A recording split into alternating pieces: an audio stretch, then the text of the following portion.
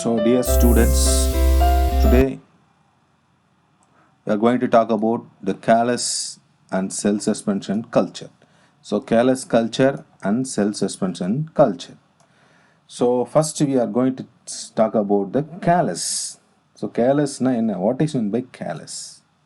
If you take a explant, okay, any part of the plants, லீஃபாக இருக்கலாம், ஸ்டெம்மாக இருக்கலாம், root போர்ஷனாக இருக்கலாம், even போலன்ஸாக இருக்கலாம், R எம்ப்ரியோவாக இருக்கலாம். Take the explant, place in the solid medium, okay, with the help of high concentration of oxygen, it will lead to develop the callus.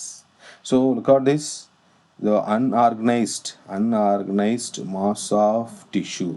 Okay, if you place a plant cell in the solid surface of the medium, it will grow in friable and pale brown unorganized mass of cells that is called as callus. Okay, so what are the application for callus culture? So how to induce, எப்படி பண்ண போகிறோம், what are the application நம்ம பார்க்க போகிறோம். Next talk about suspension culture. Suspension and liquid suspension floating. Okay, so suspension culture, if you place the callus in liquid medium, okay, with the help of rotary shaker, that is agitation, we are giving rotary shaker, that is for mostly 80 rpm. Okay, 80 rpm if you keep under liquid medium, so it will be automatically, the cells will be separated in the form of single cells are separate ஆகலாம் or cell clumps ஆகவும் separate ஆகலாம். So induce the callus, place in the callus, that is to the liquid medium to separate the cells.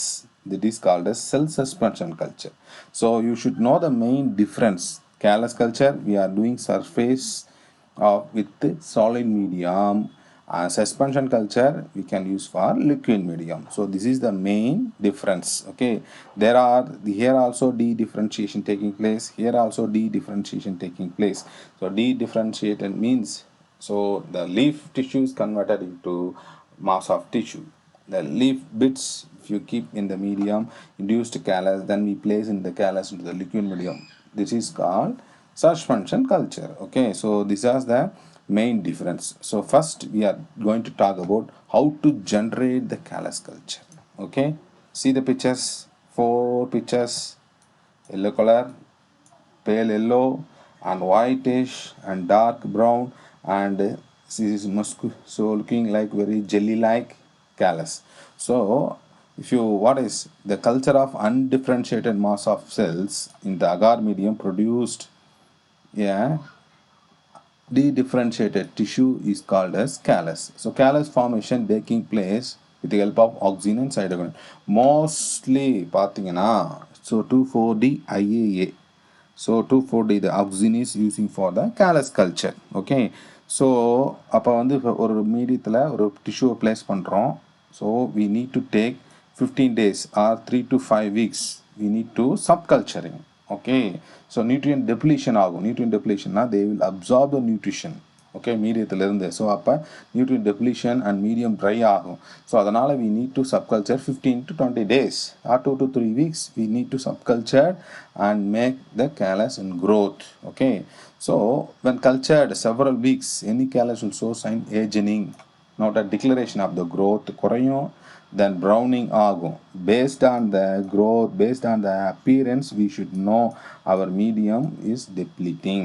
Medium வந்து deplete ஆகுதுன்னு சொல்லி பார்த்துக்கலாம். So we need to active dividing cells and mass of tissue வச்சுக்கிட்டே இருக்கணும். So அப்போ பார்த்தீங்கன்னா callusலேயும் 2 type இருக்குது. There was a 2 types, embryogenic and non-embryogenic. So embryogenic na the callus capable to produce a plant. Okay, they having potential to grow a plants, potential to convert a embryo, somatic embryo மாறும். Okay, so but non-embryogenic callus, they doesn't produce embryos. Okay, so what are the main uses in பார்த்தீங்கன்னா callus cultureலாம் we can use for genetic engineering purpose. We are introducing into the gene or microbial interaction study or extraction of novel components, medicinal properties உள்ள novel components extract பண்ணி எடுக்கலாம். Then expression of gene expression studies, ஒரு gene போட்டு பார்க்குறோம் எப்படி expression இருக்கு.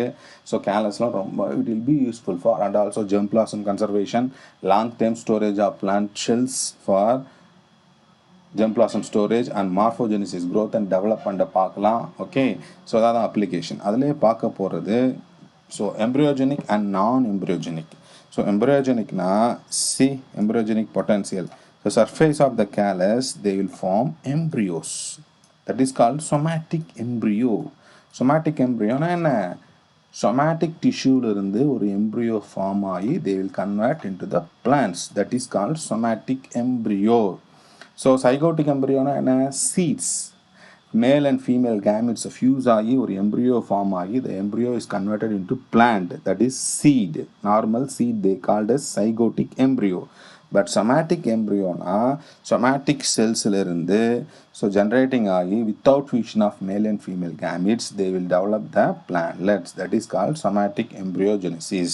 So non-embryogenic callus mostly பார்த்தீங்கன்னா look like slimy, they will jelly like, they cannot develop, they cannot multiply, they will multiply but they cannot to produce plants. அதுதான் non-embryogenic callus. இதுதான் மெயினாக 2 type of callus. அதிலே பார்த்தீங்கன்னா so அதே மாதிரி பார்க்குறது நான் zygotic somatic embryo. Okay, somatic embryoனா என்ன? So zygotic means male and female fuse ஆகிட்டு சீடாக கன்வெர்ட் ஆகி பிளான்டாக வரும். ஸோ அப்போ என்ன பண்ணுவாங்க somatic embryogenesisல பார்த்தீங்கன்னா the process involving redifferentiation. Okay, differentiationனா என்ன? ஸோ the callus இருந்து எக்ஸ்பிளான்ல இருந்து callus வருது differentiation.